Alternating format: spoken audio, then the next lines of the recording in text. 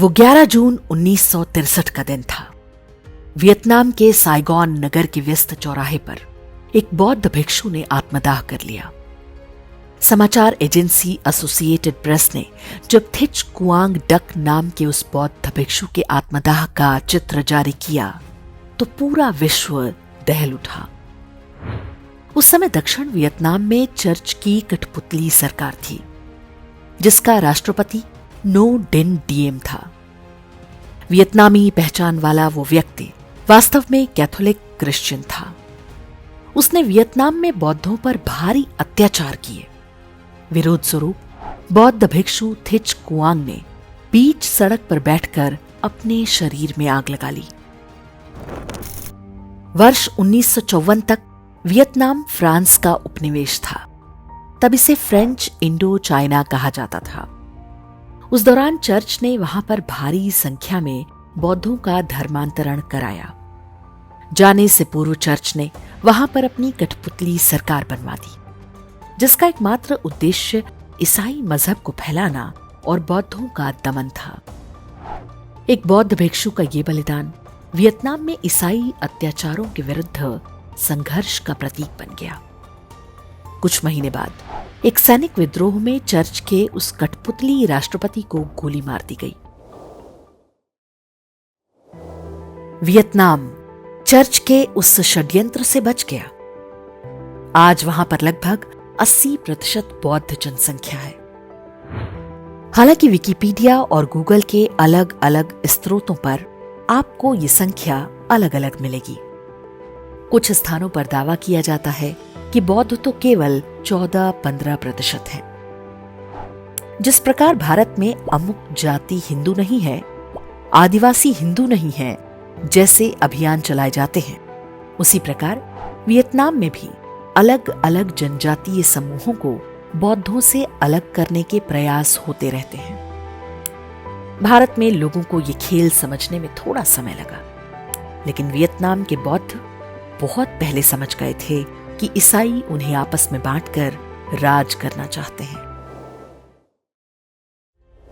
Vietnam से पहले Japan को भी ईसाई देश बनाने के प्रयास हुए थे।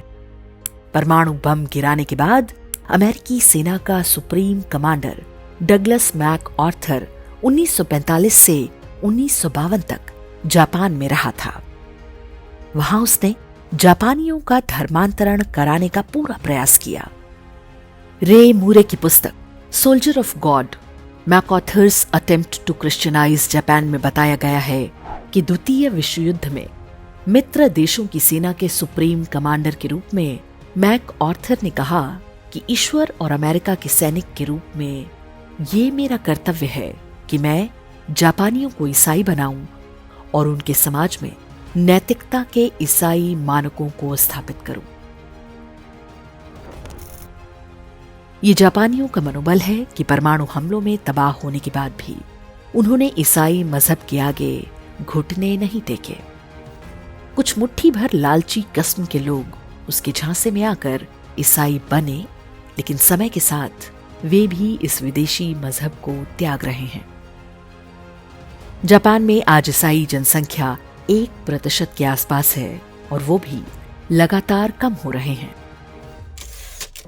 ईसाई षड्यंत्रों का एक महत्वपूर्ण उदाहरण है श्रीलंका।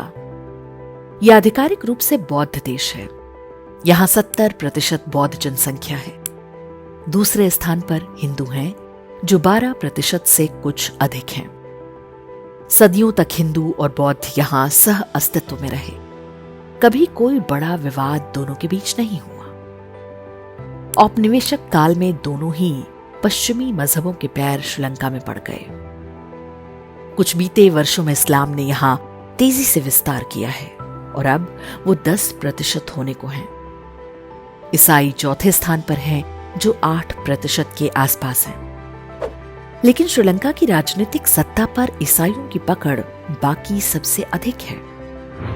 वर्ष 1959 में यहां के प्रधानमंत्री सोलोमन भंडारनायके की गोली मारकर हत्या कर दी गई थी। भंडारनायके ईसाई था। उसने आते ही श्रीलंका की सनातन धर्म से जुड़ी पहचान को मिटाना आरंभ कर दिया था।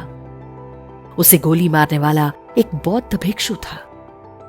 बौद्धों के प्रतिरोध के कारण उनका धर्मांतरण बंद हो गया। श्रीलंका में बौद्ध जनसंख्या का अनुपात भी धीरे धीरे बढ़ रहा है, लेकिन आज भी अधिकतर राष्ट्रपति ईसाई ही बनते हैं। चर्च के षड्यंत्र भी जारी हैं। वे अब हिंदुओं को ईसाई बनाने पर अधिक फोकस कर रहे हैं।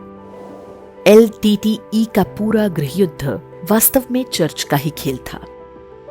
श्रीलंका में हिंदुओं की स्थिति और चर्च के षड्यंत्रों पर हमारे वीडियो का लिंक आप डिस्क्रिप्शन और कमेंट में देख सकते हैं। जापान और वियतनाम ने चर्च के षड्यंत्रों से स्वयं को बचा लिया। श्रीलंका बचने के प्रयास में है, लेकिन कुछ एशियाई देश नहीं बच पाए। इसका उदाहरण है दक्षिण कोरिया, जो आज लगभग पूरी तरह से ईसाई मजहब के चंगुल में है। कभी बौद्ध बहुल देश रहे दक्षिण कोरिया में आज मात्र 15-16% लोग स्वयं को बुद्धिस्ट कहते हैं। चर्च ने यहां पर पहले लोगों को नास्तिकता की ओर ढकेला, फिर धीरे धीरे अपना चंगुल मजबूत करता गया। आंकड़ों में उनकी संख्या भले ही 27 से 30% है, लेकिन कोरिया की सत्ता और अर्थतंत्र पर उनका कब्जा है। सभी बड़े पदों पर ईसाई ही बैठे हैं। दक्षिण कोरिया में आज बड़े बड़े चर्च दिखते हैं। उसकी बौद्ध पहचान धीरे धीरे साफ की जा रही है। जो बड़ी बड़ी कोरियन मल्टीनेशनल कंपनियां हम देखते हैं, उन सभी के मालिक ईसाई हैं। प्रोटेस्टेंट और कैथोलिक जातियों को मिलाकर दक्षिण कोरिया में लगभग 30% ईसाई हैं। 1950 में ये 5% से भी कम थे। कोरिया की कार और इलेक्ट्रॉनिक कंपनियों के लिए भारत एक बड़ा बाजार है, लेकिन यदि आप कोरिया जाएं तो आपको ढेरों सार्वजनिक स्थान मिलेंगे जहां लिखा होता है कि वहां हिंदुओं का प्रवेश वर्जित है। ओह माय गॉड, ये क्या है? इस्लाम आउट, हिंदू भी लिखा है इसमें। वे हिंदुओं के साथ बिल्कुल उसी प्रकार से अछूतों जैसा व्यवहार करते हैं जैसे अंग्रेज किया करते थे। कारण आप स्वयं समझ सकते हैं। एशिया के देशों पर चर्च के मजहबी आक्रमणों की ये कहानी हम आपको इसलिए बता रहे हैं ताकि आप समझ सकें कि भारत में क्या चल रहा है। उत्तर पूर्वी राज्यों में इसी फॉर्मूले से वो सफल रहे। आंध्र प्रदेश, तमिलनाडु, केरल इत्यादि राज्यों में भी वे अपने षड्यंत्रों में कुछ सीमा तक सफल रहे हैं। पंजाब ध्वस्त होने की कगार पर है। हमें समझना होगा कि जो समाज लड़ता है वही बचता है। वियतनाम और जापान ने चर्च से संघर्ष किया और विजयी रहे। श्रीलंका ने प्रतिरोध किया, इसलिए कुछ सीमा तक बचा हुआ है। सभ्यता को बचाने के लिए जो मूल्य चुकाना पड़ता है वो मूल्य उन्होंने चुकाया। भारत में भी 1857 का स्वतंत्रता संग्राम वास्तव में ईसाईकरण रोकने के लिए था। अंग्रेजों ने भले ही उसे कुचल दिया, लेकिन समझ गए कि भारत के लोग एक षड्यंत्रकारी विदेशी संस्कृति को कभी स्वीकार नहीं करेंगे। स्वतंत्रता के बाद भारत में जो हुआ वो कल्पनातीत था। किसी ने नहीं सोचा था कि शिक्षा, मनोरंजन और राजनीति की खाल में छिपकर भी वार हो सकता है। उनका लक्ष्य हमारे धर्म, हमारी संस्कृति और हमारी सभ्यता को नष्ट करना है। अब हमें चुनना है कि हम जापान और वियतनाम की तरह प्रतिरोध करेंगे या दक्षिण कोरिया की तरह आत्मसमर्पण कर देंगे।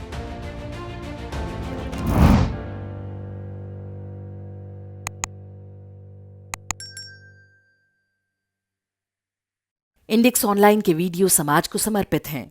आप इनको डाउनलोड करके जैसे चाहे वैसे प्रयोग कर सकते हैं।